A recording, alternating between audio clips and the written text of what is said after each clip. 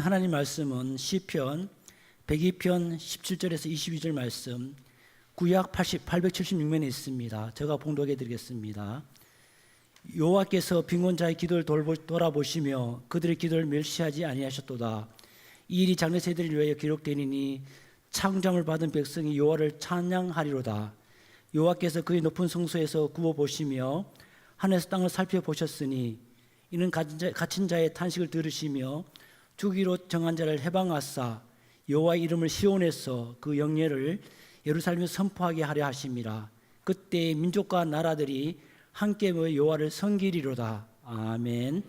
이 시간 감사합니다. 저는 인천에서 우리 탈북민 교회를 목회하고 있는 김건능 목사입니다. 오늘 아침에 예배 준비를 하고 저는 운전해서 여기까지 왔습니다. 오는 도중에 온라인을 통해서 우리 교회 예배를 드렸고요. 운전해서 오는 도중에 생각을 해보니까 만약에 제가 인천에서 저 북쪽을 향해서 간다면 대구까지 오는 거리라면 저의 고향까지는 한 3번은 갈 수 있는 그런 거리더라고요. 어떻게 보면 너무 가까운 곳에 저희 고향이 있습니다. 그런데 갈 수도 없고 그곳에 살고 있는 지인들을 만날 수도 없고 또 언제 또 갈 수 있을지 모르겠습니다. 저는 2012년도에 대한민국에 입국했습니다. 4월 17일 날에 입국을 했는데 비행기가 이렇게 인천공항에 내리면 저희들은 뒷자리에 가만히 앉아 있어야 됩니다. 손님들 다 내린 후에 국정원 요원들이 와서 저희들을 데리고 나갑니다. 뒷문으로 이렇게 빠져서 나오는데 큰 버스가 대기하고 있고 그때 저는 혼자였거든요. 큰 버스에 제가 혼자 타서 이렇게 가고 있는데 결제가 되잖아요. 하이패스 결제가. 여기에 여자는 없는데 여자가 말이 나오는 거예요. 그래서 무슨 본부에서 무전기로 연락하나 보다 이런 생각을 했어요. 그래서 아주 신기했습니다. 모든 것이 어찌 보면 땅과 지형은 비슷했어요. 제가 중국에 오래 살았는데 중국은 좀 이렇게 무연하고 이렇게 끝이 안 보이는 어떤 그런 무연한 벌판과 같은 그런 곳이 꽤 많은데 저는 대한민국도 그럴 줄 알았거든요. 그래서 북한에서 항상 통일이 되면 남한에는 이제 벌이 많기 때문에 농사를 해서 잘 살 수 있다 이렇게 어려서부터 교육받아서 남한도 그렇게 벌이 많은 줄 알았어요. 그런데 인천대교를 벗어나자마자 산이더라고요. 산 굽이굽이 넘어서 그 덕십자병원에 가면 거기에서 건강검진을 받습니다. 피 검사를 하는데 제일 치명적인 병은 없는지 그리고 전염병은 없는지 이런 것을 검사를 하고 간단하게 이렇게 검사하는데 제 몸무게를 보시더니 그 의사 선생님이 그랬어요. 많이 드셔야 되겠네요. 미달이었습니다, 몸무게가. 그래서 그때 제가 초기에 나와서 이렇게 어디 가서 말씀 나누고 이런 사진을 보면 아직까지 우리 교회 형제들이 그런 이야기를 해요. 강영실이 친구인 줄 알았다고. 그게 무슨 말이냐면 강한 영양실조를 가리켜 강영실이라고 하거든요. 아주 뼈밖에 안 남았어요 그때는. 그래서 몸무게 미달이어서 많이 드셔야 되겠다 했는데 이제 12년밖에 안 됐습니다. 13년 됐는데 이제는 병원에 가면 그만 먹어야 된다, 위험하다라고 합니다. 제가 통풍약도 먹고 있고 지방간 약도 먹고 있습니다. 제 몸이 남과 북을 이야기해주고 있습니다. 북한에서는 기본적인 어떤 영양도 섭취가 안 돼서 굶어 죽을 위기에 빠져서 탈북했던 사람이고 대한민국에서는 너무 부여해서 이제는 약을 먹지 않으면 안 되는 처지가 되었습니다. 이게 남과 북의 차이입니다. 오늘도 마찬가지입니다. 지금 이 시기에도 저 북녘 땅에는 정말 국경 하나 사이도 어떻게 보면 같은 공간 안에서 같은 하늘 아래서 같은 시간대에서 같은 계절을 보내면서 한쪽에서는 너무나도 풍요로운 삶을 살고 누리고 있지만 저 북녘 땅에서는 가장 기본적인 인간의 조건조차도 허락되지 않은 가운데서 살고 있는 사람들이 대다수입니다. 그리고 또 가장 중요한 것은 북한 주민들에게 있어서 가장 아픈 것이 그들이 가난하다, 단순히 가난하다, 그것이 아픈 건 아닙니다. 차라리 자유라도 있다면 북한 주민들은 알아서 잘 살 것 같아요. 그런데 북한은 모든 것이 불가능한 나라예요. 가능한 것은 가난한 것, 가능한 것은 굶어 죽는 거예요. 그래서 북한에 요즘에 뭐 경제적으로 많이 좋아졌다, 먹고 살만하다, 간부들 중에 핸드폰 쓰는 사람 많다, 뭐 여러 가지 이런 조건들이 많은데 사실은 들여다보면 그 사람들이 합법적으로 살아서 그것을 부를 누리는 사람은 하나도 없어요. 원래 다 불가능한 것을 권력을 이용해서 그들은 그렇게 살아내는 거거든요. 일반 주민들은, 법대로 살아야 되는 주민들은 굶어 죽는 사람들, 굶는 사람들이 부지기수입니다. 저의 아내도 북한에서 탈북하신 분인데 아버지가 그리고 할머니가 이틀 사이로 굶어 죽어서 실려 나가는 그런 모습을 보고 탈북한 분이에요. 저의 두 동생도 북한에서 굶어 죽었어요. 굶어 죽는다면 어떤 생각이 드십니까, 여러분? 왜 굶어 죽지? 그렇게 없나? 어떤 분은 중국에서 제가 한국 유학생을 만났어요. 17살에 한국 유학생 만났는데 머리도 노랗게 들이고 청바지를 입었는데 막 구멍이 숭숭 나고, 그래서 저는 얘가 좀 가난한 줄 알았어요. 그래서 아빠한테 좀 바지 좀 사달라고 하지. 그랬더니 우리 집 돈 없어요 하면서 바지를 계속 찢고 있어요, 이렇게. 그래서 얘는 좀 뭐가 문제 있는 안가 보다 이렇게 생각하면서 그런 이야기 했었어요. 야, 북한에서는 그래도 너는 여기서 행복한 거야. 북한에서는 너만한 아이들도 많이 굶어 죽고 있어. 그랬더니 왜 굶어 죽어요? 라면도 없어요, 그러는 거예요. 그러니까 라면이 아니라 사람은 잘 굶어 죽는 존재가 아니에요. 사람은 지금까지 존재할 수 있었던 이유가, 어떤 동물은 풀이 없으면 죽고, 어떤 동물은 고기 없어서 죽고, 그런데 인간은 다 먹을 수가 있거든요. 그래서 지금까지도 이렇게 살아나는데, 진짜 굶어 죽는다라고 하는 것은 그들이 공급할 수 있는 그 탄수화물, 작은 양의 탄수화물이 없어서 죽는 거예요. 탄수화물이라고 이야기하는 이유가 썩은 감자에도 탄수화물은 있거든요. 썩은 감자라도 있어도 사람은 죽지 않을 수 있거든요. 저도 북한에서 정말 이렇게 많이 굶어 보다가 또 먹었다가 또 굶어 보다가 이런 과정을 거쳐봤는데, 이렇게 처음에는 먼 산을 다니면서 그래도 꽤 먹을 만한 나무를 뜯습니다. 그런데 점점 힘이 빠지잖아요. 먹을 만한 나무를 뜯으려면 높은 산에 올라가야 되는데 힘이 없는 사람이 어디 가서 그런 풀을 뜯습니까? 그러니까 쉽게 뜯을 수 있는 풀이 뭐냐면 쑥이에요. 제일 많이 자라나는 게 쑥이거든요. 대한민국에 왔더니 우리 권사님들 그 쑥떡을 너무 좋아하시던데 저는 너무 쉽게 먹었어요. 어떤 권사님이 저한테 그 한국교회에서 사역할 때 쑥무치라고 이게 쑥 많이 들어갔어요 하면 저 생각해서 주는데 너무 고마운데 저는 쑥 냄새가 지겹게 살았어요. 쑥을 뜯어다가 물에다 잠궈서 그 끓는 물에다 해서 오래 이렇게 우려내야 돼요. 쑥 냄새 다 해서 거의 섬유질만 남을 정도로 돼야 이렇게 익혀서 입에다 넣을 수 있어요. 이게 뭐라도 넣어야 장이 붙지 않고 이렇게 살 수가 있으니까 이렇게 먹어야 되는데, 그거 잘못하면은요 사람이 부어요. 이 붓는 게 온 몸집이 물집이 돼요. 완전히 그 사람을 보면 정말 어떻게 보면 웃기기도 해요. 돼지 같은 모습이 돼요. 귀가 이렇게 되고 코가 막 해지고, 그리고 이 물집이 된 상태에서 햇빛을 쬐면 이게 터집니다. 그러면 사람들이 상처가 그대로 다 남아요. 그래서 그렇게 북한에서는 이렇게 붓기 시작하면 여성들은 수건을 쓰고 밖에 나가지 않습니다. 나가도 수건을 쓰고 이렇게 다 감추고 나가요. 터지기 때문에. 그렇게 살아내야 됐어요.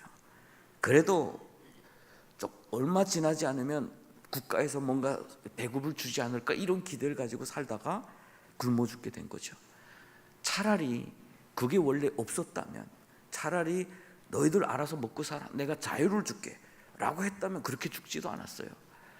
그 자리를 지키는 것이 북한에서 교육받은 것이고, 지키지 않으면 언젠가는 너희들 총알을 질 거야 라고 위기를 줬기 때문에 사람들은 자기 자리를 지킨 거예요. 그게 비극입니다. 오늘날 2,500만이 북한 주민들이 살고 있는 이유가 그거예요. 그 자리를 지켜. 특별히 남자들은 더해요. 남자들은 태어나서 10살 때부터 조직에 가입이 돼야 됩니다. 소년단이라고. TV를 보면 여기다 빨간 넥타이를 맨 아이들이 10살 때부터 매는 거예요. 그것도 그 소년단 규약, 그리고 김일성 말씀, 김정일 다 암송하고 최고로 이렇게 잘 할 때 주는 어떤 상급과 같은 거예요. 그거 빨간 넥타이 매는 게. 그렇기 때문에 어려서부터 그걸 한다고 내가 수령에게 잘 보여야 되고, 내가 열심히 해야 이 땅에서 이런 빨간 넥타이도 맬 수 있다, 이렇게 살기 때문에 기본적으로 제일 먼저 빨간 넥타이 매는 아이들, 두 번째 조금 못하는 아이들, 세 번째 매는 아이들, 마지막에는 그냥 주는데 그 아이들은 정말 잘 못하는 아이들이에요. 그러다 보니까 앞다투어 충성하는 거죠. 그렇게 교육받는 거예요. 그러다 보니까 막상 굶어 죽는 위기에 왔을 때도 사람들은 그 자리를 이탈 못했어요. 그래서 많이 굶어 죽었어요. 차라리 그때에 자유라도 있었다면. 그래서 저는 가끔씩 동남아에 이렇게 우리 탈북민 구출 때문에 이렇게 나가게 되거든요. 나가면 동남아에도 가난한 사람들 많아요. 저는 앉아서 그분들을 잘 봅니다. 그들의 눈을 보고 그들의 삶을 봐요. 분명히 경제적으로는 가난해요. 그렇지만 그들의 눈에는 희망이 있어요. 그리고 자유가 있다 보니까 평온해요. 어찌 보면 많이 가지고 사는 사람들보다 더 여유 있게 사는 것 같아요. 그것은 결코 있고 없음이 불행은 아니라는 거죠. 북한 주민들에게 있어서 가장 큰 불행은 억눌림이에요. 자유가 없고 끊임없이 교육받는, 세뇌된 교육 가운데서 자신들이 왜 이렇게 사는지도 모르고 살아가는 그런 사람들이에요. 또 당장 굶어 죽게 되니까 사람들의 마음이 바뀌잖아요. 나 여기서 이렇게 하면 안 되겠구나, 움직여야 되겠구나 라고 하니까 북한에서 어떤 교육을 또 했냐면 공개 처형을 그때 또 엄청 많이 했어요. 공개 처형. 제가 그 북한에서 전문 대학을 다녔는데, 그때 당시가 김일성 사망하고 그 고난의 행군이라고 불리우는 그때가 오면서 사람들이 굶어 죽기 시작했거든요. 그러니까 사람들이 막 민심이 흔들리니까 정부에서 무엇을 했냐면 끊임없이 사람들을 데려다 공개 처형을 했어요. 공개 처형은 형법 몇 조 몇 조에 따라서 이 사람은 죽을 죄이기 때문에 처형하는 게 아니에요. 이건 정치 행위예요. 이 사람들을 놀래켜야 되겠다.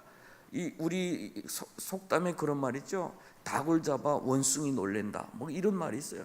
그러니까 누군가를 대신해서 사형장에 끌어다 놓고 사람들이 그런 마음과 그런 비슷한 마음 가진 사람들이나 이런 사람들한테 위기를 주는 거예요. 너들 이렇게 하면 죽는다, 이런 모습을 보여주는 거예요.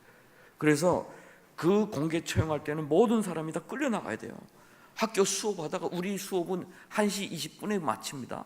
그런데 12시에 종소리가 막 울려요. 그래서 모여서 앞에서부터 행진해서 가는 모습을 보면 사형장이네, 오늘 사용하는가 보다, 이렇게 하고 가는 거예요. 줄 맞춰서. 학생 때.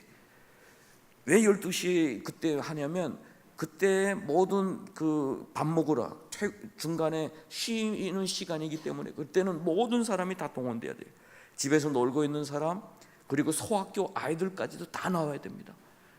소학교 아이들은 제일 앞에 앉혀놓고 인산인해를 이루어놓고 사람들을 처형하는데, 제가 처음 본 그 공개 처형은 사형제였어요. 사형제인데 이 사람들이 옥수수를 2번에 걸쳐서 훔친 양이 120kg이에요. 여기서 보면 120kg이 아무것도 아닌데 저는 그때 당시 120kg 훔쳤다니까 이랬어요. 왜냐하면 굶어 죽고 있을 때 120kg 어마어마한 거예요, 사실은. 그런데 두 번에 걸쳐서 그 옥수수를 훔쳤고 뭐 술을 몇 리터 훔쳤고 뭐 이런 소소한 것들을 훔쳤는데 거기서 재판을 하거든요.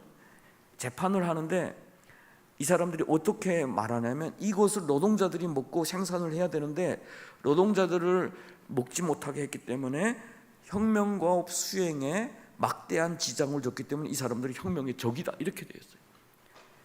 변호사도 있습니다. 북한에 변호사가 변호하라니까 이 사람들은 당과 수령 앞에 엄청난 죄를 지었기 때문에 변호할 곳이 없습니다 하고 앉아버렸어요.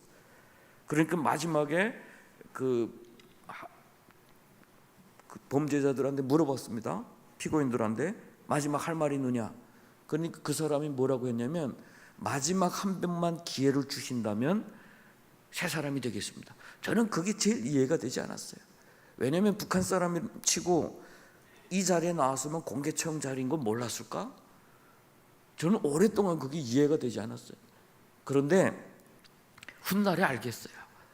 사람은 생명은 자기 생명을 위해서 마지막까지 불가동 가운데서도 마지막까지 그 생명을 붙잡고자 하는구나 라고 하는 모습이에요. 이 사람도 알았을 거예요.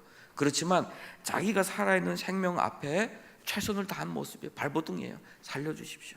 그 말이에요. 그런데 마지막 재판을 합니다. 엄중하기 때문에 사형, 즉각 집행 이렇게 됐어요. 그러니까 그때 옆에 있던 그 경찰들이 양쪽에 묶고 데리고 들어가는데 이렇게 천막을 쳤습니다. 안 보이게. 거기에 들어가면 그때부터는 말을 못하게 해요. 자갈을 집어넣고 입을 묶습니다. 그리고 거기서 어떻게 이렇게 때리는지 다 기절해서 나와요. 한데 한 명만 그 형제 중에 둘째만 정신이 그때 머리를 들고 나오더라고요. 이렇게. 그래서 매달리는데 이렇게 진행 중에는 말뚝을 다 눕혀놨어요. 근데 사람이 나올 때 말뚝을 세웁니다. 그때 말뚝을 세우고 사람은 양쪽에서 이렇게 해서 매달아 올리는데 사람이 살짝 올려 뜰 정도로 이렇게 매달아요. 막내는 망을 봐줬기 때문에 재판을 어떻게 해주냐면 6년. 그리고 형들이 죽는 그 앞에 무릎 꿇혀놨어요. 형들이 죽는 거 보라고. 그래놓고 3명이니까 한 사람 앞에 2명씩, 3명씩 9명이 한 줄로 쭉 서서 나와. AK 자동소총 가지고. 그리고 쏘는데 쏴 하는 순간 총소리가 그냥 한 발 소리처럼 따랑 이렇게 총소리가 나요. 그러면서 그냥 아래로 쿡 하고 곤두박힙니다. 그리고 거기다 대고 또 쏴, 2번 쏴요. 그러니까 그 9발 쏘는 거죠. 한 명 앞에 9발을 쏘는. 그것은 사람 죽는데 한 발이면 충분하지 않겠어요?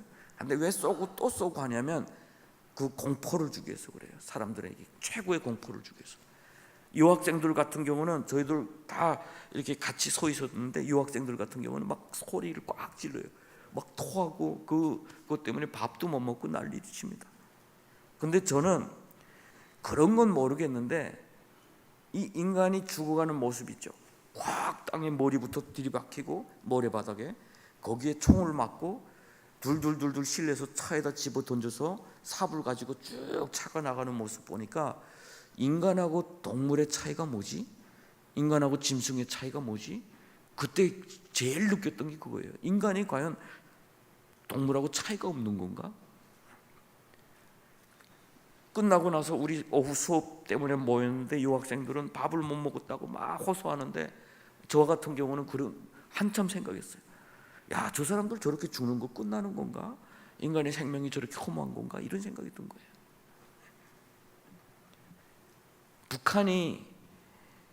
북한 주민들에게 끊임없이 세뇌시키는 게 바로 그거예요. 뭐냐면 너희들 당과 수령을 배신하면 짐승처럼 죽는다. 개같이 죽는다. 그러나 수령에게 충성하면 죽어도 영생한다라는 걸 가르쳐줘요. 우리 정보를 쭉 이렇게 이런 걸 알고 나서 여러분들이 훗날에 북한 소식이 들어보면 이해되는 대목이 정말 많을 거예요. 예를 들어서 수년 전에 북한의 간첩들이 마약 밀매를 하기 위해서 일본에 갔다가 추적당합니다. 일본 해경에게. 그러니까 이 사람들이 그 증거를 버리기 위해서 바닷물에다 막 던지고 배가 도망치는데 사격을 했어요. 사격을 했으면 이 사람들은 자기네 증거를 다 감췄는데 이 사람들이 무전을 칩니다. 북한에다. 김정일 최고 사령관 동지 만수무강을 축원합니다. 이렇게. 왜냐하면 이거는 알려야 되거든요. 자신들이 어떻게 죽었는지를 알리지 않으면 북한에서는 이 사람들이 왜 죽었는지 모르면 그 가족들은 영웅 대접 못 받아요. 그들은 어차피 죽을 건데 하니까 이게 그 말하자면 국가에서부터는 원칙이 나왔어요. 너희들 만약 무슨 일이 생기면 절대로 북한 정권에서 보낸 것을 숨겨야 된다 해가지고 그건 감췄는데 이 통신을 보냄으로 인해서 일본에서 그걸 다 받아서 이 사람들이 정부다 이건 알게 된 거야. 그러니까 북한 주민이 무서워하는 게 뭐냐, 죽어도 무서워하는 게 뭐냐, 이 정부로부터 의심을 살까 봐, 정부로부터 인정 못 받을까 봐. 자, 이렇게 보면 지금 우크라이나에 가 있는 우리 군인들 여러분 이해되시죠? 자폭하는 사람들, 자폭하는 사람들, 그 어린 청년들이 그 사람들이라고 죽는 거 두렵지 않겠어요? 그런데 자기가 이렇게 해서 무주고원으로 죽거나 아니면 포로되고 나면 자기 가족들이 어떻게 되는지, 자기는 살아도 북한으로 돌아가면 어떻게 뭐 살지도 못하지. 그건 북한 대부분 알고 있기 때문에 어쩔 수 없이 자폭을 하는 거예요. 이게 북한에서 가장 비극적인 거예요. 북한 주민들에게도.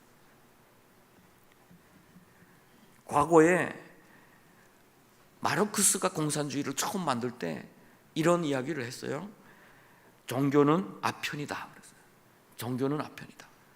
왜 아편이다? 그때 종교란 기독교밖에 없습니다. 그런데 왜 기독교는 아편이라고 그랬냐면 이 마르크스가 볼 때 노동자들, 농민들 이 사람들의 삶은 아주 비참한데 있는 자들에 의해서 짓밟 피워서 사는 것 같은데 이 사람들이 그걸 참고 살아가는 이유가 종교 때문이라고 생각한 거예요. 너희들이 아프면 아프다고 해야지. 왜 그것을 안 아프다고 하느냐? 지켜보니까 이 사람들이 교회 나와서 사랑하라 이런 것을 교육받았던 거예요. 그러니까 아프다고 말해야 된다. 아픈 자들이 뭉쳐야 된다. 그래서 있는 자들 빼앗아야 된다. 이게 공산주의가 시작점이 됐어요. 그러다 보니까 종교는 공산주의의 적이에요. 적. 오늘날 우리 대한민국 사회에도 기독교에 대한 음으로 양으로의 어떤 박해가 많습니다. 그거 저 잘 알고 있어요. 특별히 우리 탈북민들 문제가 그래요. 우리 탈북민들 대한민국에 데려오는 일은 대부분 교회가 하거든요. 교회가 해요. 우리 성도님들이 헌금하고 기도하고 한 명 한 명 데려와서 대한민국에 지금 3만 4천 명이 살고 있거든요. 그런데 하나원에 들어오면서부터는 교회가 간섭 못하도록 해요. 정착 지원을 하는 모든 그 공무원들은 절대적으로 종교적으로 누구에게 접근하면 안 돼요. 이유는 종교 편향 때문에 그런다라고 하지만 사실은 그렇지는 않아요. 우리가 구출해 온 사람을 우리가 만나서 돕겠다는데 그게 뭐 문제입니까? 종교는 항상 국가 일에 종교는 들어오지 못하도록 자꾸 배제해요. 이게 종교 편향 때문에 그렇다, 뭐 때문에 그렇다. 문학이나 여러 가지 뭐 사회적 분위기나 교회는 혐오 대상이에요. 지금은 우리 경계를 해야 됩니다. 이거를 과거에 공산주의가 이런 사상을 심어줬어요. 너희 종교는 아편이야. 너희들이 아픈데 아프지 않다고 여기도록 만든 게 종교야. 그러니까 너희들은 미래가 없어. 힘을 합쳐서 싸워야 돼. 있는 자들 거 뺏어야 돼. 그리고 나눠야 돼. 이게 공산주의였거든요. 그래서 북한이 처음에 들어왔을 때 교회 뭐 저 황해도 지역, 제가 고향이 있는 그 황해도 지역은 지주들이 꽤 많았어요. 지주들도 많고 그랬는데 그 아래서 지주들이 땅을 빌려주고 해서 소장농으로 잘 열심히 서로 관계도 좋았어요. 뭐 없으면 또 도와주고 이렇게 했는데 어느 날 빨간 완장 친 사람들이 이 밑에서 사는 사람들을 싹 데리고 평양에 데리고 가서 세뇌를 시켰어요. 야, 너희 주인이 진짜 너희들 생각에는 주는 줄 알아? 그놈들이 너희 피땀을 빨아먹고 살았어 라고 시켰어요. 그래 놓고 다시 내려보냈어. 이제는 어떻게 해야 돼? 세상을 바꿔야 돼. 그래서 갑자기 옛날에는 어르신으로 와서 인사하던 사람이 와서 영감 이렇게 부르면서 세상이 바뀌기 시작한 거예요. 서로 때려 죽이고 몽둥이로 쳐 죽이고, 그것이 신천학살이라고 하는 아주 비참한 그 역사가 그 박물관에 그대로 있어요. 근데 그것은 북한에서 미국이 그랬다고 핑계를 대버렸어요. 미국 놈들이 이렇게 많이 죽였다.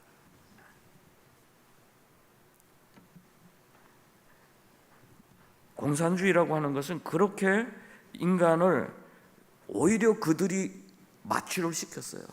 그 땅에서 살면서 내가 왜 여기서 사는지도 모르고, 저는 그렇게 살다가 배고파서 저희 정말 거기서 살 만큼 다 살고, 야 이제는 안 되겠다. 이제는 안 되겠다. 차라리 그때 좀 깨웠으면 돈 있을 때 돈 가지고 여유롭게 탈북했을 것 같아. 고생도 안 했을 것 같아. 그런데 정말 아무것도 없으니까 야 이제는 북한에서 살 만큼 다 살고 주머니 이제는 앉아서 22살의 청년이 앉아서 굶어 죽을 걸 기다리는 수밖에 없어요. 그러니까 넘어가야 되겠다. 살짝 넘어가서 먹을 걸 좀 얻어가지고 다시 와야 되겠다. 이런 마음으로 사실 탈북했어요. 탈북했는데 넘어와 보니까 너무 충격적인 거예요. 강 하나 사이 두고 한쪽에서는 옥수수 한 점 없어서 굶어 죽는데 여기서는 개들도 안 먹어요. 돼지도 밟고 다녀요, 옥수수를. 제가 개 키우는 데 가서 일해봤는데 개들이 이 밥에 고깃국을 먹었어요. 식당에서 버리는 밥을 가져다가 시장에 나가면 고기 파는 사람들이 버리는 그 고깃밥을 가져다 국을 끓여서 밥, 정말 고깃국이에요. 김일성이 북한 주민들을 속인 게 뭐냐면 이 밥에 고깃국을 먹게 해주겠다고 그랬거든요.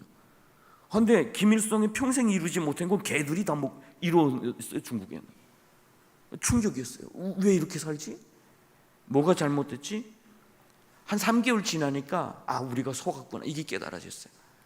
그때부터 마음이 얼마나 원망스럽고 분노가 치밀었는지 몰라요. 아 저 나라 빨리 망하게 해야 되겠구나 이런 생각밖에 없어요. 증오심. 아 내가 기회만 되면 폭탄이라도 가지고 가서 같이 죽었으면 좋겠다 뭐 이런 생각. 앞으로 북한이 가장 큰 문제는 이 문제예요. 앞으로 2,500만 명의 속임당한 사람들이 북한이 열릴 때 그 깨달아지는 거, 알게 되는 거. 그러면 과연 그들이 상처, 그 알게 됐을 때 그 지금까지는 강한 마취약으로 마취돼서 아픔을 몰라요. 정부가 찌르던 때리던 모르고 그냥 아 이렇게 충성하고 사는 줄 알아요. 그런데 그 마취약이 빠지는 순간 그들이 느끼는 그 고통을 과연 무엇으로 치유할까라는 거예요. 북한 문제는 그 문제예요. 오늘날 뭐 정부도 그렇고 통일 문제 뭐 지금까지 연구하는 사람들 중에 제도적 통일, 뭐 체제 그리고 뭐 여러 가지 뭐 많은데 이 문제를 보는 사람 하나도 없어요. 사실은 가장 큰 문제가 이 문제입니다. 왜냐하면 이라크를 봐도 리비아를 봐도 독재자가 무너진 자리에 바로 좋은 세상이 세워지지 않았어요. 이라크도 내전이 있었고 지금 리비아도 내전입니다. 왜냐하면 독재 가운데서 짓밟힌 사람과 하수인으로 일했던 사람 또는 하수인으로 인하지 않아도 짓밟힌 사람은 누군가 증오심의 대상을 찾게 돼 있어요. 오늘날 대한민국의 문화를 보면 또 그래요. 고통당한 자들의 그 죽음 앞에서 결사하는 행위들이 너무 많아요. 그래서 그 죽음을 묻는다라고 하면서 정권에 막 항의하고 그런 모습들을 보는데 이런 문화가 북한에 그대로 올려진다고 생각해 보세요.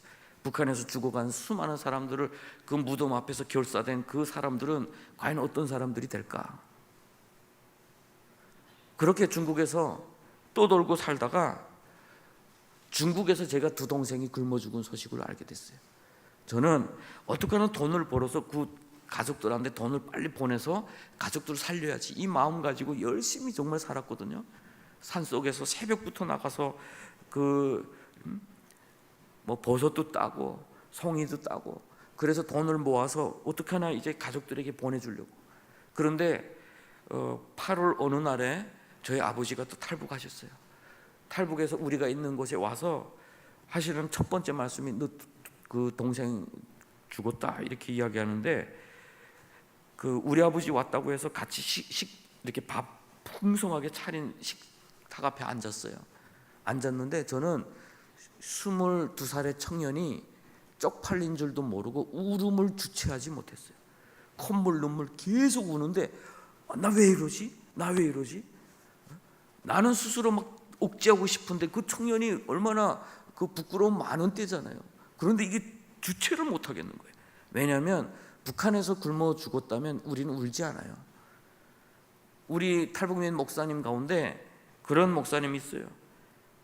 하루는 자기 아버지가 굶어서 죽었대요. 다음 날은 자기 딸이 굶어 죽었대요. 다 이렇게 한 명씩 나갈 때 자기 울지 않았답니다. 왜냐하면 이들은 오늘 죽는 사람이고 나는 내일 죽는 사람이기 때문에 그랬대요. 그런데 저는 중국에 있잖아요. 개 돼지도 안 먹는 그 조그만 양식이 없어서 사람이 죽었다, 아이들이 죽었다, 억제할 수 없더라고요. 끝내 밥을 못 먹고 밖으로 나왔어요. 밤새 울었어요. 다음날 막 눈이 퉁퉁 부었어요. 그때부터 때만 되면 내가 무조건 저 땅을 가서 복수한다, 이런 마음을 가지고 이렇게 살고 있었어요. 그러다가 1998년 어느 날 어떤 분들이 저보고 공부하러 가랍니다. 그래서 공부하러 간다고 갔는데 가보니까 우리 남한의 선교사님을 만나게 된 거예요. 저희들 보면서 막 안아주고 인사하더니 손을 맞잡으래요. 서로 다 잡고 기도하는데 그 선교사님이 그런 기도했어요. 하나님, 저 북녘 땅에 내 동족들을 살려주십시오. 저 동족들에게 하나님의 말씀을 듣게 해주십시오. 이런 기도를 하는데 얼마나 마음이 따뜻해지는지 모르겠어요. 많은 사람들이 야, 너 북한 너무 김정일이 때문에 못 살지, 야 어쩌다가 그렇게 사냐, 이런 소리는 참 많이 들었는데 같은 심정으로 저 동족들 살려주십시오라는 그 기도를 들을 때 마음이 얼마나 위로가 됐던지 몰라요. 그때부터 성경을 읽기 시작을 했습니다. 우리 선교사님 지도 아래 성경 통독이 시작이 됐어요. 아파트 작은 평수에서 탈북민 5, 6명이 모여서 성경을 읽는데 갈등이 생기는 거예요. 탈북자로서 북한에 북송되면 감옥 가고 죽임 당할지도 모르는데 예수까지 믿었다면 어떻게 살까? 내가 여기서 과연 있어야 될까? 그런데 어느 날 하나님의 말씀이 내 심장을 두드리는 것 같았어요. 내 마음을 막 두드리는 것 같고 하나님의 그 임재가 막 저를 부르는 것 같고, 그런 가운데 제가 첫 번째 했던 고백이 뭐냐면, 하나님, 나 지금까지 내 가족 살리지 못했습니다. 정말 살리고 싶었던 가족들 지키지 못했습니다. 진짜 하나님 살아계시다면 내가 주를 위해서 죽겠으니까 하나님은 내 가족 책임져 주십시오. 이게 내가 인격적으로 주님이 부르실 때 첫 번째 했던 기도였어요. 그만큼 저는 가족이 중요했던 사람이에요. 제가 선교사님에게 가기 전에 온 가족이 다 탈북했어요. 우리 부모님들은 남의 집 소를 지켜주면서 산속에서 막을 지켜서 살았어요. 그 여름에 모기 하루살이 막 그 공격받으면서 그 막에 숨어서 살았어요. 이게 큰아들이 어떻게 하나 돈을 벌어서 새집이라도 좀 마련해야 되는데 그것도 어려워서, 우리 같은 사람들, 신분이 없는 사람들 일해도 돈 안 주거든요. 그러니까 열심히 일해도 받을 돈은 많아지는데 실질적으로 받는 돈은 없는 거예요. 그러다가 성경 공부하러 왔으니까 정말 그 하나님 앞에 했던 고백이 그거였어요. 하나님, 내가 살아계시면 그렇게 해주십시오. 그러면서 우리 그때 형제들이 함께 했던 고백이 주를 위해서 죽겠습니다라는 고백. 이 고백은 우리의 믿음이 엄청나서 했던 고백이 아니에요. 필수적으로 선택할 수밖에 없는 그런 상황이에요. 왜냐하면 탈북자는 북한에 예수 믿었다면 절대로 살려주지 않습니다. 북한은 기독교 최악의 박해국, 지난 20년 동안 늘 1위였던 나라예요. 그렇기 때문에 그걸 알기 때문에 침략의 앞잡이고 아편이고 그렇게 교육을 받았기 때문에 우리가 예수 믿었다면 절대로 못 산다. 그러니까 여기서 따라서 주님을 믿겠다고 고백하는 순간 나는 죽을 거 무조건 고백해야 된다. 그래서 함께 북한을 위해서 순교합시다가 우리 인사말이었어요. 북한을 위해서 순교합시다. 북한을 위해서 순교합시다. 우리 선교사님들이 아침에 일어나면 다 그렇게 인사하면서 이름을, 순교자 이름을 가서 하나씩 가지기 시작을 했는데, 그때에 저보다 먼저 예수 믿은 친구들이 좋은 이름 다 가져갔어요. 주기철, 선양원 뭐 이런 이름 다 가져가고 저 이름 하나 주십시오 했더니 최건농 목사님이 이름이 하나 남아 있었습니다. 그래서 그 이름은 성경책에 나옵니까 했더니 사도행전 1장 8절 가르쳐 주더라고요. 그래서 김건능이 됐습니다. 그래서 오늘까지 이렇게 사역을 하고 있는데, 그렇게 하는 도중에 복음을 듣는 순간 야, 이거구나 라고 하는 그 놀라운 역사를 경험하기 시작했어요. 처음에는 북한 정권 이놈들 때문이야, 이놈들을 죽이면 돼, 이런 증오심 가지고 살다가 예수를 만나면요, 예수는 우리에게 너 때문이야, 내가 네 죄를 지고 십자가에 박혔단다, 이런 메시지를 주시기 때문에 내 문제를 보게 하셨어요. 그러면서 하나님, 진짜 하나님께서 저 땅을 회복하신다면 우리 증오심도 우리의 개인의 복수도 다 십자가 앞에 내려놓겠습니다 라는 그런 고백을 하게 하셨어요. 물론 이 고백하기 쉽지 않았어요. 막 눈물이 났어요. 복수하고 싶은데. 그런데 하나님이 보여주시는 게 있어요. 그 복수는 또 복수를 부르고 그 복수는 과거에 너와 같은 사람을 만들 뿐이야 라고 하는. 북한에 복음이 필요한 이유가 바로 그거예요. 북한에, 우리는 코로나 때 우리 교회에서 뭐 탈북민 몇 명 나오지도 않는 교회였죠. 그런데 코로나 때 매일같이 공무원이 나와서 거리두기에서 앉았는지 매일같이 와서 검사하고 갔어요. 큰 교회는 안 왔다고 그러더라고요. 작은 교회만 와서 괴롭혀요. 또 우리 친구 중에는 5층에서, 엘리베이터 없는 5층에서 목회하는 분이 있어요. 근데 5층은 올라가기 싫어서 안 간대요 또. 근데 우리 교회는 엘리베이터가 있어요. 매일 와요. 마음이 너무 답답했어요. 교회가 무너지면 단순히 교회가 무너지는 게 아니라 저 북한의 희망이 없어져요. 북한의 희망은 복음입니다. 북한 주민들이 복음을 받아들일 때 비로소 그들의 상처를 내려놓고 그들의 상처가 치유되고 그 아픔이 치유되어서 진짜 하나님의 평강의 통일이 이루어지는 것이, 그렇지 않고 그들에게 떡을 주고 자유를 주면 그것은 또 다른 전쟁과 또 다른 갇힌 자들을 만들어낼 수밖에 없다는 거죠. 그래서 우리는 그 고난 행군 때 고백을 만들었어요. 우리 주보에 크게 써놨어요. 매주 예배를 드리고 광고 시간 끝난 다음에는 함께하는 고백이 있어요. 함께 이렇게, 북한 사람들은 그건 잘하거든요. 구호를 워낙 많이 외쳐놔가지고, 구호죠, 우리의 구호. 한국교회는 대한민국과 열방의 희망입니다. 한국교회는 고난당하는 북한 주민들의 희망입니다. 나는 한국교회의 희망입니다. 이런 구호를 매주 합니다. 왜냐하면 그것이 우리가 겪어왔던 모든 과정을 거치면서 저희가 실질적으로 치유되고 회복되면서 느꼈던 것들이에요. 그렇게 예수를 믿고 더 이상 죽음에 갇혀있지도 않고, 죽음에 갇혀서 그 탈북했고 항상 북송될까 봐 두려웠고, 그런 사람들이 너무 자유로워졌어요. 평안해졌고, 오히려 북한에서 굶어 죽을 위기에서 탈북하게 하신 하나님께 감사했어요. 그래서 항상 감사시를 붙여놓고 살았어요. 울며 빵을 먹게 해주셔서 감사합니다. 그래서 배고픈 자들의 아픔을 알 수 있습니다. 불의한 시대에 태어나게 해주셔서 감사합니다. 그래서 하나님의 의로우심을 우리가 알 수 있기 때문입니다. 이런 너무 감사, 10가지 감사신데 그 2가지는 항상 잊혀지지도 않아요. 왜냐하면 우리가 너무 우리에게 맞는 이야기이기 때문에 그랬어요. 빵이 없어서 탈북했던 사람들, 불의한 시대에서 태어나서 불행했던 사람들. 그런데 예수 만나니까 그게 다 감사였어요. 그래서 죽어도 좋습니다. 그런 고백을 정말 많이 했던 것 같아요. 20대 나이에. 야, 우리 북한에서 만약 굶어 죽지 않았다면 북한에서 평생 수령 밑에서 잘 살았대도 얼마나 불행일까, 그런 생각이 들어요. 그래서 늘 죽어도 감사합니다. 그런데 실질적으로 그런 가운데서 살다가 한 명, 두 명 북한 보위부에 납치도 당하고 중국 공안에 체포돼서 북송되고 해서 정말 많은 저와 함께 했던 친구들이 순교를 당했어요. 20대 나이에, 30대 나이에 제일 나이가 어린 친구가 21살에 북한으로 끌려나가서 순교를 당했어요.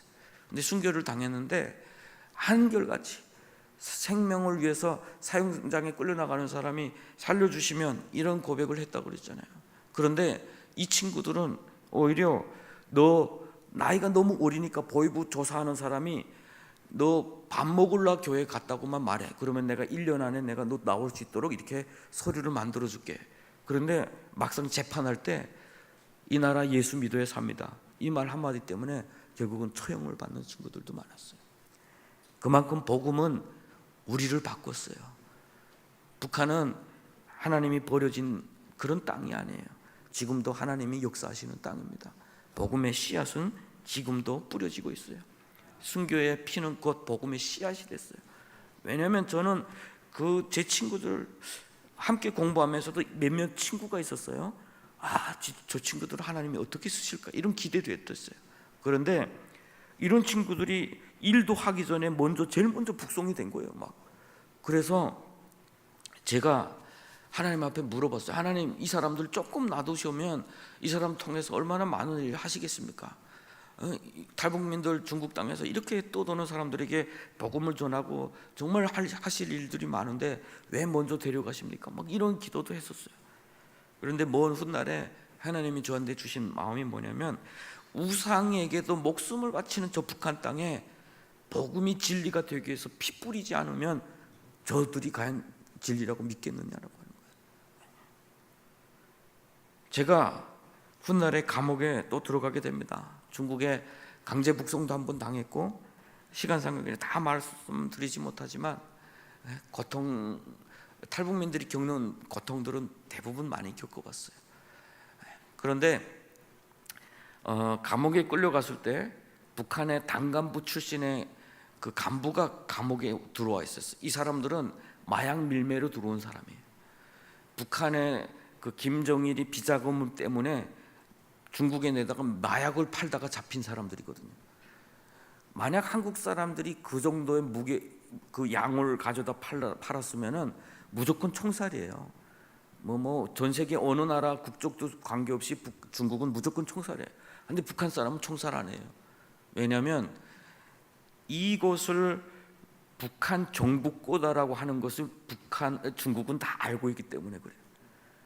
그래서 이 사람들은 그냥 정부의 일을 하는 거다 이렇게 생각하는데, 이 사람들은 다 자기 거라고 하죠. 정부 팔으면 자기네 가족들이 다 위험하니까. 그래서 사용집행유예를 받아가지고 거의 20년, 30년 감옥에서 살아야 돼요. 그런 사람들이 감옥에서 살다가 다 죽어요 또. 그런데 그런 사람들이 이렇게 쭉 있었습니다. 저는 예수 믿다가 우리 탈북민 구출활동 또 하다가 잡혀온 사람이 있고, 근데 탈북자로서 그런 일을 하다가 잡혔기 때문에 저는 형기를 마치면 감옥생활 다 마치는 대로 북한에 끌려나가면 처형당해요. 저는 북한이 제일 싫어하는 반역을 주도한 죄잖아요.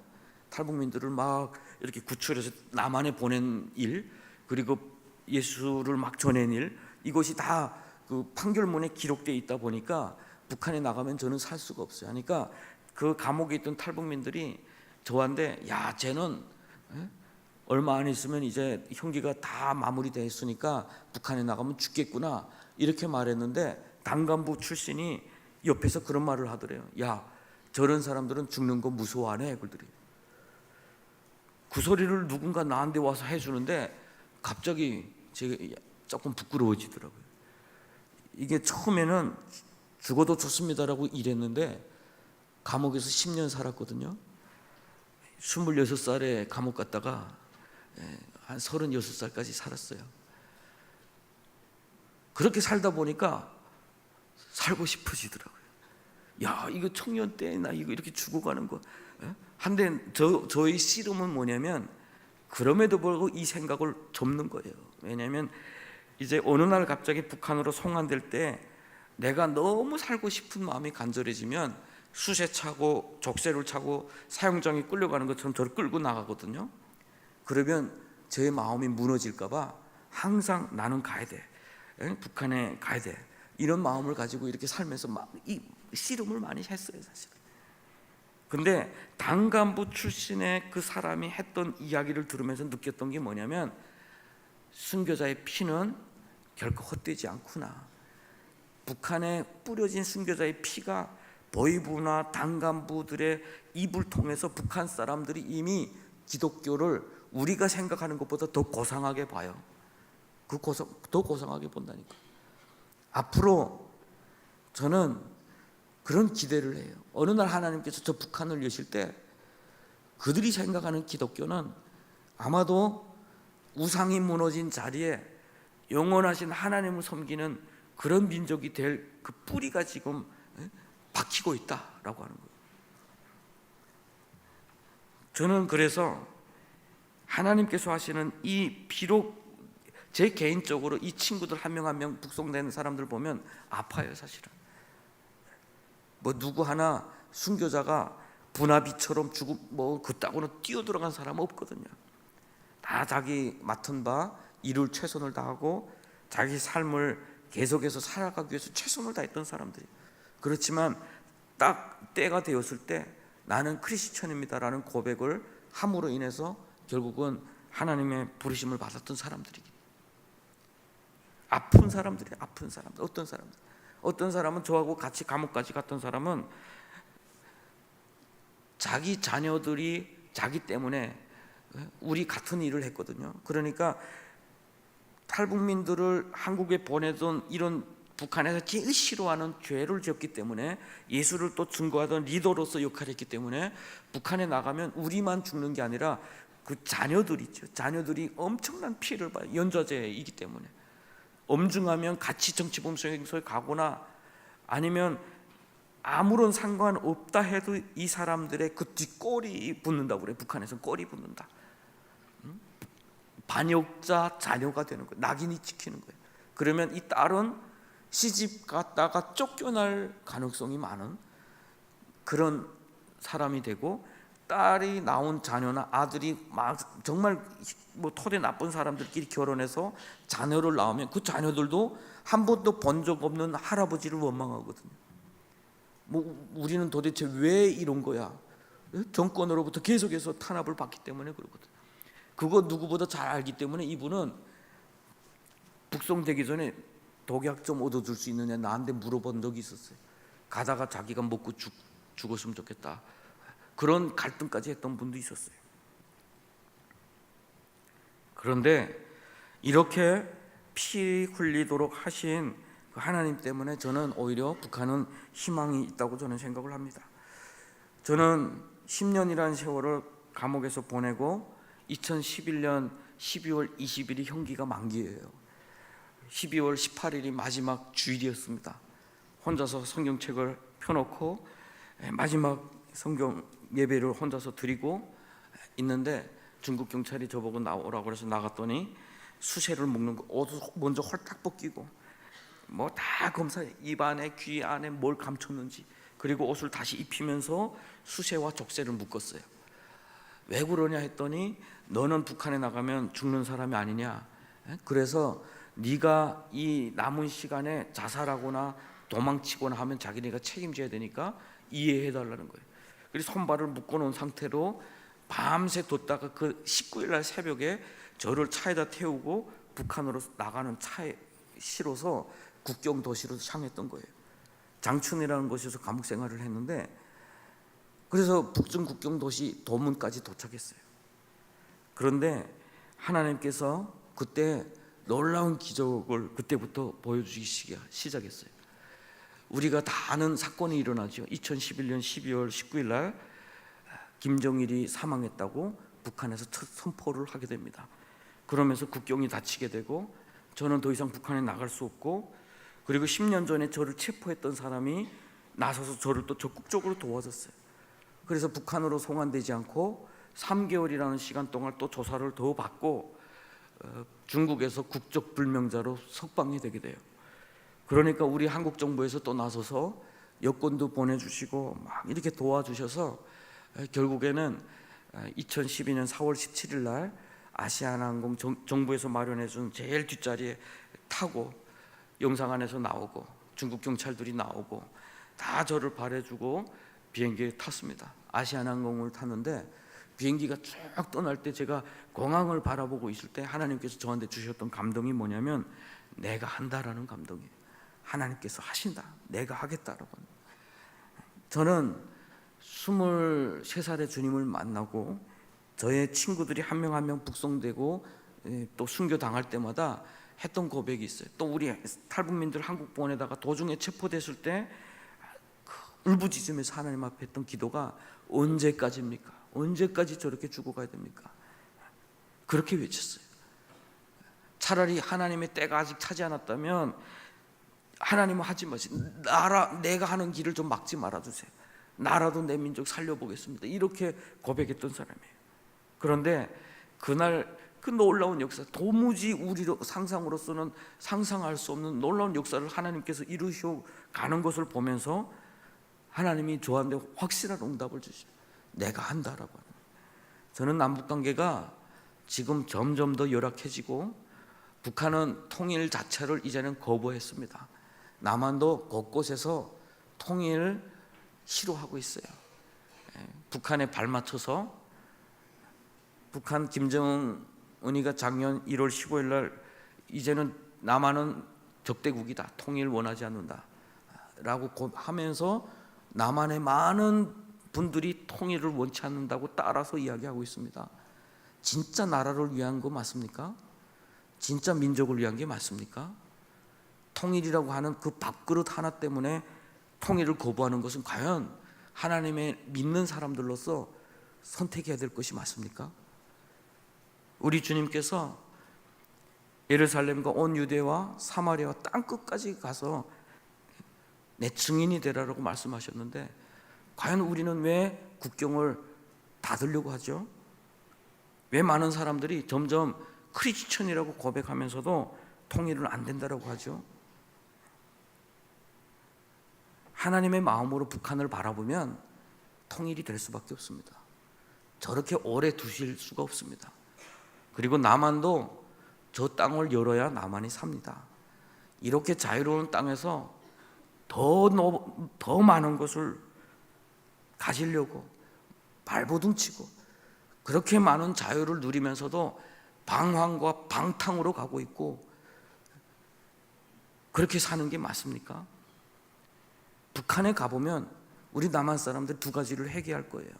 하나는 이렇게 가까운 땅에서 살면서 이렇게 고통스럽게 사는 것을 모르고 살아는 것 때문에 하나 회개해야 될 것이고, 하나는 그들에 비하면 우리에게 너무 놀라운 자유와 복을 주셨는데 그것을 누리지 못하고 감사하지 못해서 회개하게 될 거예요. 남과 북은 하나가 되어야만 삽니다. 그것은 하나님의 뜻 가운데 있고 언젠가는 하나님께서 그렇게 일하실 줄로 저는 믿습니다. 오늘 본문은 하나님께서 빈궁한 자의 기도를 돌아보신다고 그랬어요. 원어적으로는 헐벗은 자예요. 헐벗은 자, 빈궁한 자의 기도는 우리가 생각하는 그 기도가 같이 시작과 끝이 매끄러운 그런 기도도 아닐 거예요. 저도 감옥에 갇혀서 절망 가운데 죽고 싶은 때가 많았거든요. 그럴 때 그 절규는 기도가 아니에요. 그냥 신음소리예요. 어떻게 보면 또 그것조차 마음껏 목소리로 내지 못해서 마음속으로 숨도 쉴 수 없는 그 고통 가운데 큰 한숨이기도 해요. 그런데 우리 하나님은 그 모든 것을 들어주신다라고 했어요. 우리 하나님은 들어주신다. 그들의 기도를 멸시하지 않으신다. 바리새인이 올라가서 나는 하나님 앞에 열심히 합니다 라고 할 때 그들의 기도는 듣지 않았지만 죄인이 올라가서 그 탄식하는 죄인의 그 탄식 소리는 주님이 들으셨다라고 이야기했어요. 저 북한 주민들이 그 고통의 절규, 그 신음소리는 우리 하나님께서 들어주신다라고 이야기하고 있어요. 그러면서 이 일이 장래 세대를 위해서 기록될 것이다. 창조함을 받을 백성이 여호와를 찬양할 것이다. 결국은 북한은 모든 사람들이 역사 속에서 통일은 하나님이 하셨다라고 하는 놀라운 역사를 새겨 넣으실 거라고 저는 믿습니다. 여호와께서 높은 성소에서 굽어보시며 하늘에서 땅을 살펴보셨으니 이는 갇힌 자의 탄식을 들으시며 죽이기로 정한 자를 해방하사. 제가 왜 이 말씀을 너무 좋아하냐면 감옥에서 암송한 말씀이거든요. 감옥에서 성경책을 마음껏 펼 수 있는 갑자기 정책이 변하면 성경책 뺏길 수도 있는, 그래서 제가 구약부터 시작해서 눈에 들어오는 막 말씀을 막 적었어요. 그것은 갑옷처럼 제가 집에 보관하고 있는데 오늘 이 말씀을 제가 적어놨어요. 왜냐하면 갇힌 자의 탄식을 들으시며 죽이기로 정한 자를 해방하사. 이 말씀이 너무 좋았어요.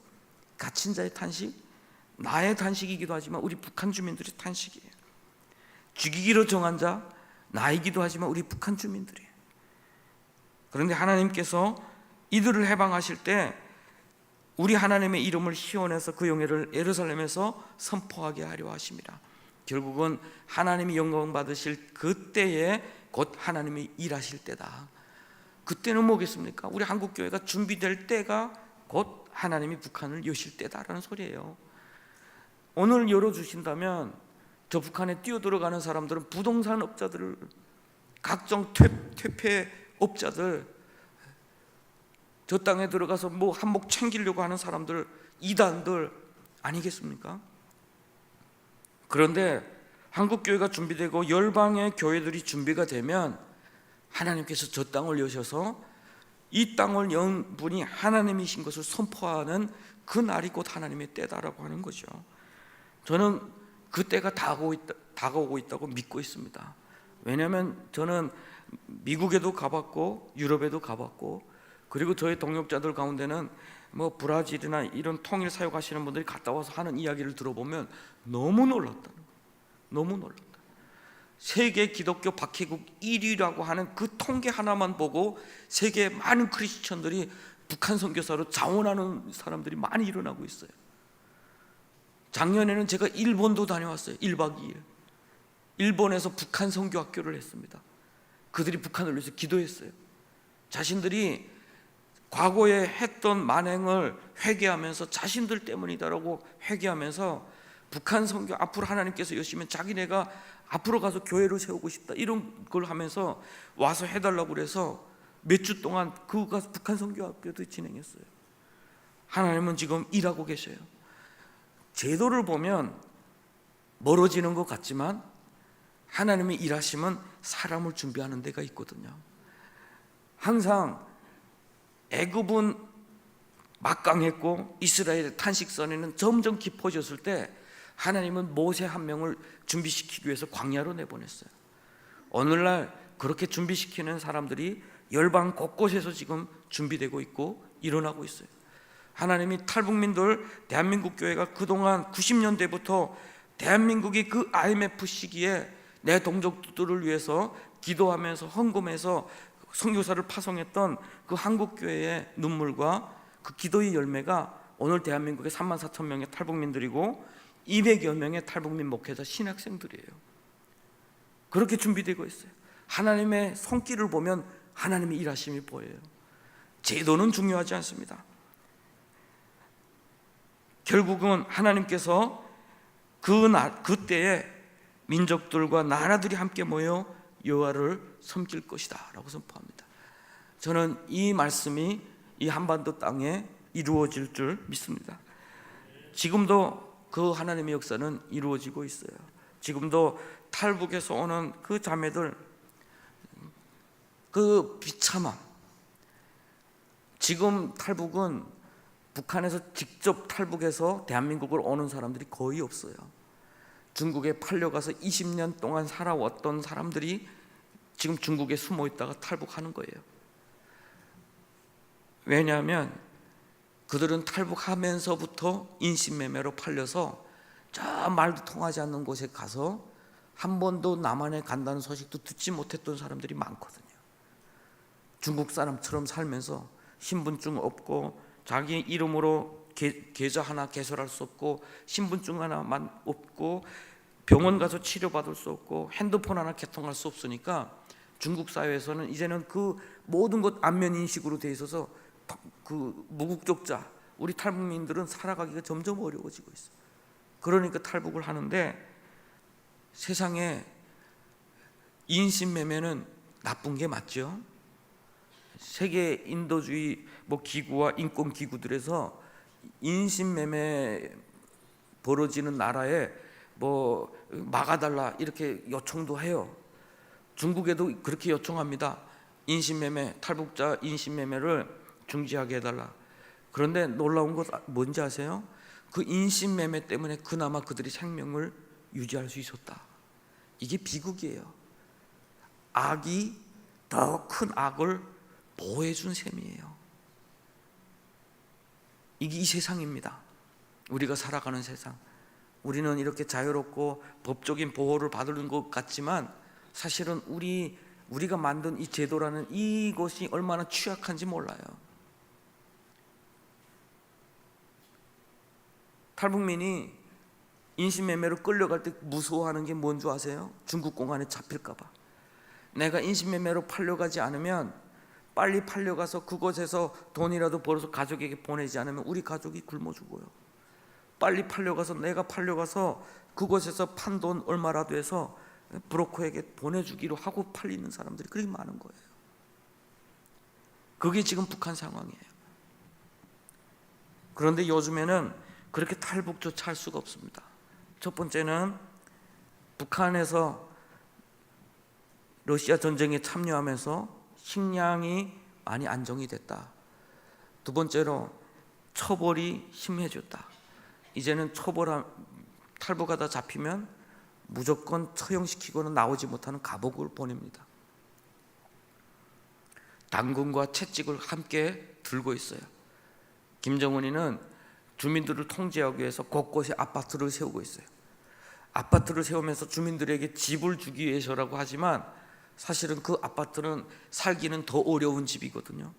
불을 떼야 하고 물을 길어 올려야 하는 아파트, 엘리베이터가 없는 아파트는 주민들은 더 살기 힘들어요.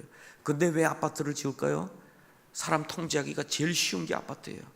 아파트 아래층에서만 지키면 그곳에 사는 사람들 다 통제가 되기 때문에 그래요. 북한 주민들은 점점 더 깊은 감옥 속에 빠져들고 있어요.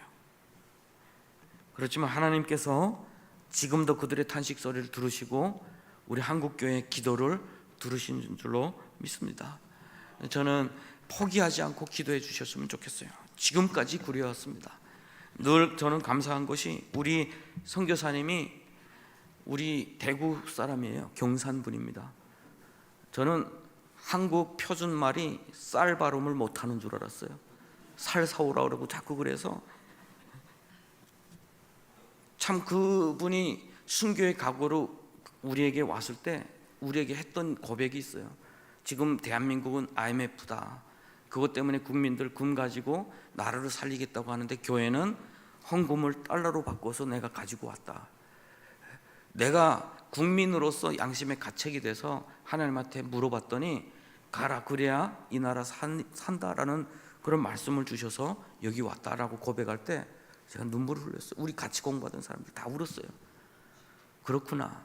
하나님을 믿는 사람들이 어떻게 보면 한쪽 면만 보면 매국 활동일지도 몰라요. 누구들의 관점에서 보면 나라가 외화가 없어서 망하는데 달러로 바꿔가지고 저 탈북자들한테 준다고?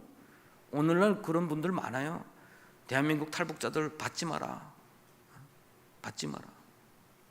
그런데 교회는 늘 하나님의 말씀에 순종해 왔기 때문에 하나님이 하시는 놀라운 역사의 그 과정 가운데서 놀라운 역사를 함께 경험할 수 있었다고 저는 생각해요.